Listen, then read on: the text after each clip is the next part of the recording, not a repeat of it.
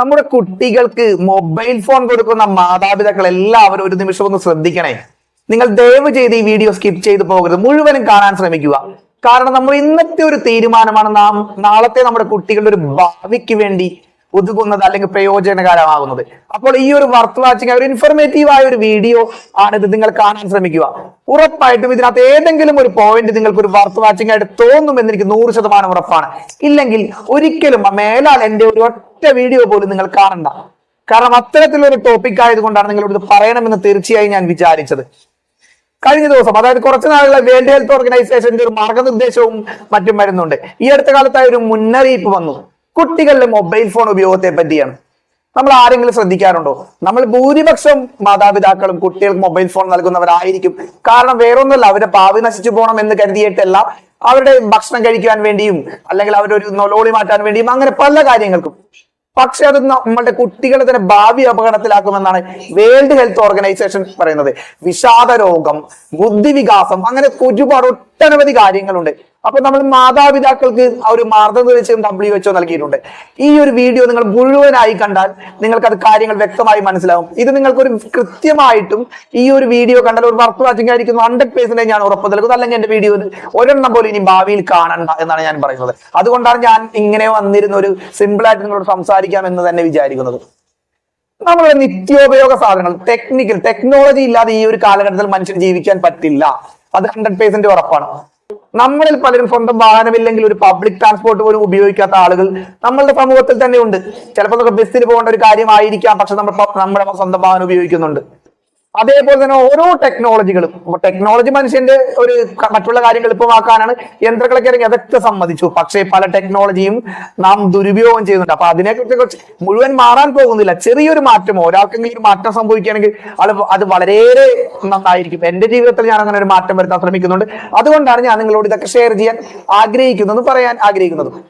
ഇന്നത്തെ ഈ ഒരു ആധുനിക കാലത്ത് മൊബൈൽ ഫോണുകൾ നമുക്ക് ഒഴിച്ചുകൂടാൻ പറ്റാത്ത ഒരു സംഭവമാണല്ലേ? അതെ. പക്ഷെ അത് നമുക്ക് എത്രയോ ദോഷകരമായി ബാധിക്കുന്നുണ്ട് നാം ചിന്തിച്ചിട്ടുണ്ടോ? ഈ ഒരു സാങ്കേതിക ഉപകരണം നമ്മളുടെ കുട്ടികൾക്ക് എത്ര ഇൻഫ്ലുവൻസ് ഉണ്ടാവും, അല്ലെങ്കിൽ അവരുടെ ബാല്യത്തിലും അല്ലെങ്കിൽ ബുദ്ധിവികാസത്തിലും അല്ലെങ്കിൽ വളർന്നു വരുന്ന ഒരു സാഹചര്യത്തിലേക്ക് എത്രയോ ഇൻഫ്ലുവൻസ് ചെയ്യുന്നുണ്ട് നാം എപ്പോഴെങ്കിലും ചിന്തിച്ചിട്ടുണ്ടോ? നാം ചിന്തിച്ചിട്ടില്ലെങ്കിൽ ലോകാരോഗ്യ സംഘടന ചിന്തിക്കുന്നുണ്ട്. നമ്മളിൽ പലർക്കും അറിയാം ഇതൊരു അമിത ഉപയോഗം, ഇത് പ്രശ്നം സൃഷ്ടിക്കുമെന്നൊക്കെ. പക്ഷേ നമ്മളിൽ ആരും അത് ശ്രദ്ധിക്കാൻ പല സമയത്തും കുട്ടികളുടെ ഒരു വാശിയുടെ മുൻപിലേക്ക് നമ്മൾ തോറ്റുപോകുന്നു എന്ന് പറയുന്നതായിരിക്കും 100% ശരി. പക്ഷേ ഇതിന്റെ ഒരു തിക്തഫലങ്ങൾ നാം എന്താണെന്ന് അറിഞ്ഞിരിക്കേണ്ടത് നല്ലതല്ലേ?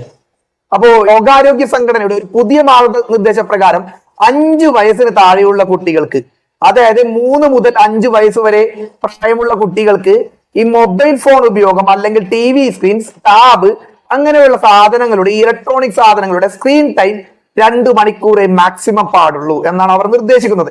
രണ്ടാമത്തത്, 2 വയസ്സിൽ താഴെയുള്ള കുട്ടികൾ, അവർക്ക് ഈ സ്ക്രീൻ ടൈം, അതായത് TV ആയിക്കോട്ടെ മൊബൈൽ ഫോൺ ആയിക്കോട്ടെ, ഈ സാധനം ഒന്നും ഉപയോഗിക്കാൻ കൊടുക്കരുത് എന്നാണ് ലോകാരോഗ്യ സംഘടന പറയുന്നത്. അവർ അതിന് വ്യക്തമായ കാരണങ്ങൾ തന്നെ പറയുന്നുണ്ട്. ആലോചിച്ചപ്പോൾ എനിക്കും അത് തീർച്ചയായും ശരിയാണെന്ന് തോന്നി. ഈ മൊബൈൽ ഫോൺ ഉപയോഗം കുട്ടികളിൽ എന്തൊക്കെ പ്രശ്നങ്ങളാണ് സൃഷ്ടിക്കുന്നത് ചോദിച്ചാൽ ആദ്യത്തെ തന്നെ പറയുന്നത് ഒരു കണ്ണിന്റെ പ്രോബ്ലമാണ്. അത് കുട്ടികൾ മാത്രമല്ല, കമ്പ്യൂട്ടർ സ്ക്രീൻ ഉൾപ്പെടെ നമ്മൾ കൂടുതൽ നേരം ഉപയോഗിച്ചാൽ ഓഫീസിലൊക്കെ ജോലി ചെയ്യുന്ന ആളുകൾക്ക് മനസ്സിലായിട്ടുണ്ടാവും, നമ്മുടെ കണ്ണിന് ഒരു പ്രോബ്ലം വരും സാധ്യതയുണ്ട്, കുട്ടികളുടെ കണ്ണാവ് പ്രത്യേകിച്ച്. രണ്ടാമത്തെ കാര്യം, നമ്മളുടെ ഒരു ശാരീരിക പ്രവർത്തനങ്ങളുടെ ഒരു സന്തുലിതാവസ്ഥ ഉണ്ടാകില്ലെന്നാ പറയുന്നത്. കുട്ടികൾ നാം മൊബൈൽ ഫോണാണ് ഉപയോഗിക്കുന്നെങ്കിൽ എന്തെങ്കിലും ഒരു എക്സർസൈസ് ചെയ്യുമോ അല്ലെങ്കിൽ ഒരു കളികളിൽ ഏർപ്പെടുമോ? ഒരിക്കലുമില്ല. നമ്മളുടെയൊക്കെ പലരുടെയും ഇപ്പൊ മാതാപിതാക്കളായ ഒരു ഓൾമോസ്റ്റ് 90% ആളുകളുടെയും കുട്ടിക്കാലമൊക്കെ പാടത്തും പറമ്പിലും കണ്ണിക്കണ്ട പറമ്പിലൊക്കെ ചേറുകളിലും മറ്റേ കളിച്ചു വളർന്ന ഒരു എക്സസൈസ് കിട്ടിയിരുന്നു. അല്ലെങ്കിൽ തന്നെ നമ്മുടെ മറ്റുള്ള കലാപ്രവർത്തനങ്ങൾ, പാട്ടുപാടാനായും കലാപ്രവർത്തനവും കഥാപ്രസംഗവും അതേപോലെ കായിക മേഖലകളിൽ നമുക്കൊരു സമയം കിട്ടിയിരുന്നു, അല്ലെങ്കിൽ അതിനുവേണ്ടി സമയം കണ്ടെത്തിയിരുന്നു. ഈ മൊബൈൽ ഫോൺ എന്ന് പറയുന്ന സാധനം ഉണ്ടായിരുന്നില്ല അതിന്റെ പേര്. പക്ഷേ ഇപ്പോഴത്തെ കുട്ടികളുടെ ഒരു ബുദ്ധിവികാസം ആ ഒരു രീതിയിൽ നടക്കുന്നുണ്ടോ? അല്ലെങ്കിൽ എന്റെ കുട്ടികളെ കാണുമ്പോൾ എനിക്ക് സഹതാപമാണ് തോന്നുന്നത്. അവർക്ക് ഇതൊന്നും കളിക്കാൻ സാധിക്കുന്നില്ലല്ലോ. അതിന്റെ പേരിൽ കൂടുതലും ഞാൻ കുട്ടികളോട് ഇടപെടാൻ സമയം കണ്ടെത്തി അവരിലേക്ക് ഒരാളായിട്ട് ഇറങ്ങി ചെന്നിട്ട് അവരെ കളിക്കുവാനും മറ്റും, ചെറിയ കുട്ടികളാണ് എനിക്ക്, കളിക്കുവാനും മറ്റും കൊണ്ടുപോകാൻ ശ്രമിക്കാറുണ്ട്. എന്റെ ഒരു പരിമിതികൾക്കുള്ളിൽ നിന്നുകൊണ്ട് ഞാൻ ശ്രമിക്കാറുണ്ട് തീർച്ചയായും. കാരണം നാം അവർക്ക് വേണ്ടിയാണ് സമയം ചെലവഴിക്കേണ്ടത്, അല്ലെങ്കിൽ അവരുടെ ഒരാളാകുമ്പോഴാണ് അവരുടെ ബാല്യം പൂർണ്ണമാകുന്നത് എന്ന് തന്നെയാണ് ഞാൻ തീർച്ചയായും വിശ്വസിക്കുന്നത്. ഇതുമായി ബന്ധപ്പെട്ട് തന്നെ ലോകാരോഗ്യ സംഘടന നിർദ്ദേശിക്കുന്ന ഒരു കാര്യമാണ് കുട്ടികളുടെ കഴിവ് കുറയൽ എന്ന് പറയുന്നത്. കുട്ടികൾ ഈ മൊബൈൽ ഫോൺ മാത്രം കണ്ടുകൊണ്ടിരുന്നാൽ, TV മാത്രം കണ്ടുകൊണ്ടിരുന്നാൽ കുട്ടികൾക്ക് ആ സ്വതസിദ്ധമായ തനതായ കഴിവുകളൊക്കെ വികസിപ്പിക്കാൻ പറ്റുമെന്ന് നിങ്ങൾക്ക് തോന്നുന്നുണ്ടോ? എനിക്ക് തോന്നുന്നില്ല. ചിലപ്പോൾ ഒരുപക്ഷെ നമ്മളെക്കാൾ അഡ്വാൻസ്ഡ് ആയ കുട്ടികൾ ജനിക്കുമായിരിക്കും, പക്ഷെ അവർക്ക് അങ്ങനെ ഒരു കഴിവ് വികസിപ്പിക്കാൻ സാധിക്കില്ല എന്ന് തന്നെയാണ് ലോകാരോഗ്യ സംഘടന പറയുന്നത്. ആ അഭിപ്രായത്തോട് ഞാൻ 100% യോജിക്കുന്നു. കുട്ടികളുടെ ബുദ്ധിവികാസത്തിന് കുട്ടികൾക്ക് വേണ്ടത് മൊബൈൽ ഫോൺ അല്ല, പുറത്തിറങ്ങി സമൂഹമായുള്ള ബന്ധങ്ങളാണ്. അത് വേണ്ട സാമൂഹ്യ ബന്ധം തന്നെ, സമൂഹജീവിയായ മനുഷ്യരുടെ സാമൂഹ്യ ബന്ധം തന്നെ തകർക്കുന്ന ഒരു കാര്യമാണ് മൊബൈൽ ഫോൺ എന്ന് പറഞ്ഞാൽ. കുട്ടികളുടെ കാര്യത്തിൽ നാം മുതിർന്നവരുടെ കാര്യത്തിലും ശരിയല്ലേ? 10 പേര് നിരന്നിരുന്ന നാം എന്താണ് ചെയ്യുന്നത്? 10 പേര് മൊബൈൽ ഫോണിലായിരിക്കും. കുട്ടികൾക്ക് നമ്മുടെ സമൂഹമായ ഒരു ബന്ധം ഉണ്ടാകില്ല.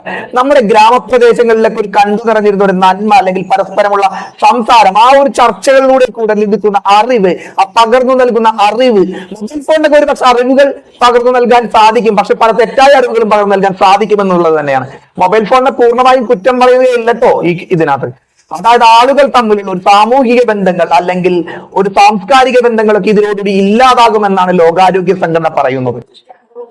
ഇത് കുട്ടികൾ, എനിക്ക് ആലോചിച്ചപ്പോൾ തോന്നുന്നു, ഇത് കുട്ടികളിൽ വിഷാദ രോഗം പോലെയുള്ള, അല്ലെങ്കിൽ ചില ആൾക്കാർ പറയുന്നത് ഇൻട്രോവേർട്ട് ആണ്, അതേപോലെയുള്ള സംഭവങ്ങളൊക്കെ സംഭവിക്കാൻ സാധ്യതയുണ്ട്. നമ്മൾ മലയാളികൾക്ക് ഒരു പ്രത്യേകതയുണ്ട്. ഏത് സ്ഥലത്ത് കൊണ്ട് ചെന്നിട്ട് കഴിഞ്ഞാലും ചേരയെ തിന്നുന്ന നാട്ടിൽ നടുക്കസം നിന്ന് ജീവിക്കും.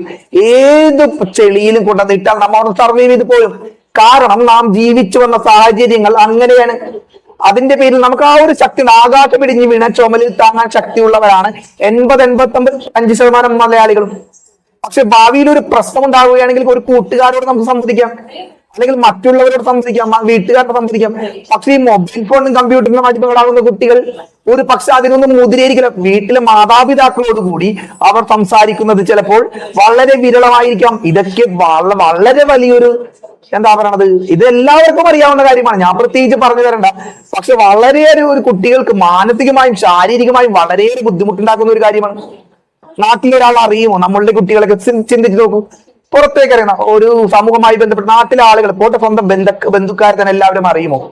അറിയാൻ സാധ്യല്ല. ഒരു കാലഘട്ടത്തിന്റെ മാറ്റങ്ങളാണ്, കുറെയൊക്കെ നാം ഉൾക്കൊള്ളണം. പക്ഷെ ഇത്തരം ചില കാര്യങ്ങൾ കൂടി നാം ശ്രദ്ധിച്ചിട്ട് നമ്മളുടെ കുട്ടികൾ ആ ഒരു രീതിയും കൂടി, ആ ഒരു വികസനം കൂടി കുട്ടികളിൽ വരണം.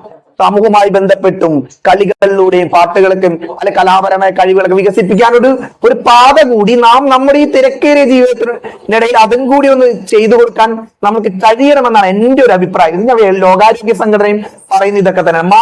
ഇനി അവർ പറയുന്ന മാതാപിതാക്കൾക്കുള്ള മാർഗനിർദ്ദേശങ്ങൾ ലോകാരോഗ്യ സംഘടന പറയുന്നുണ്ട്. ലോകാരോഗ്യ സംഘടന പറയുന്ന ആദ്യത്തെ കാര്യം, മാതാപിതാക്കൾ മാതൃകയാവുക. മാതാപിതാക്കൾ ഈ മൊബൈൽ ഫോൺ കുട്ടികളുടെ മുമ്പിൽ വെച്ച് അമിതമായി മൊബൈൽ ഉപയോഗിക്കരുത്. കുട്ടികളുടെ മുമ്പിൽ വെച്ചല്ല, അമിതമായും അസ്ഥാനത്തും മൊബൈൽ ഫോൺ എന്ന് പറയുന്ന സാധനം ഉപയോഗിക്കാതിരിക്കുക എന്നാണ് എന്റെ നിർദ്ദേശം.